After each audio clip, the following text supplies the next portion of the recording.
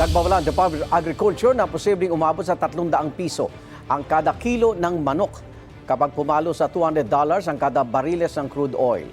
Magkano na ba ngayon ang presyo ng manok? Price check tayo sa Marikina. Sa unang balita live ni EJ Gomez. EJ. Igan, good morning. Mas bumaba ang presyo ng karneng manok na ibinebenta dito sa Marikina City Public Market kumpara noong nakaraang linggo.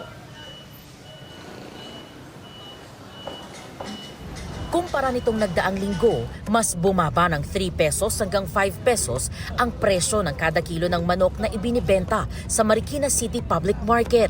Ang dating sariwang buong manok na 153 pesos hanggang 155 pesos, 150 pesos na lang ngayon. Ang chilled o frozen whole chicken naman, ibinibenta ng 155 pesos. Mas mura na ng 5 pesos hanggang 8 pesos sa dati nitong presyo.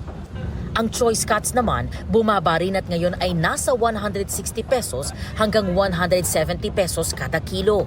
Ang filet, aabot naman sa 220 pesos ang kada kilo.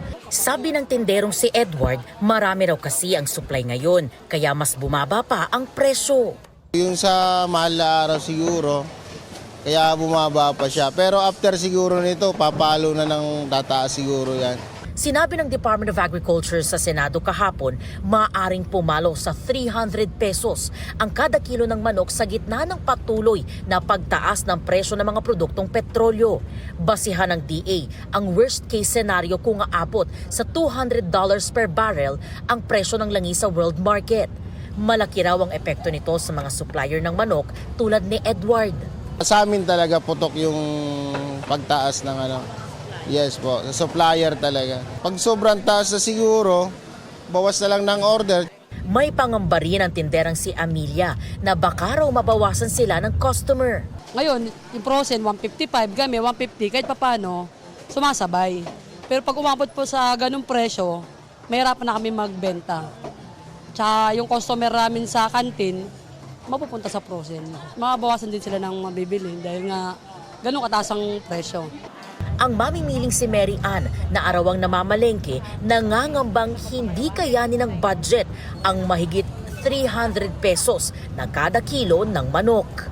Well, actually hindi na. So, sobrang mahal na siya. So, siguro diskarte, bawas na lang talaga. Yung 1 kilo, kalahati na lang. Pag minsan may nabibili naman na yung sa labas, yung luto na, siguro yun na lang talaga. Yes, lutong ulam na lang. Yun yung pinakang possible solution na lang. Mas mura naman.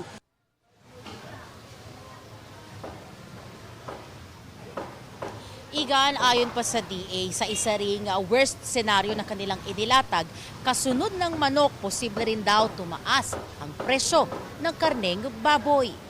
At yan, ang unang balita mula po dito sa Marikina City. EJ Gomez para sa GMA Integrated News.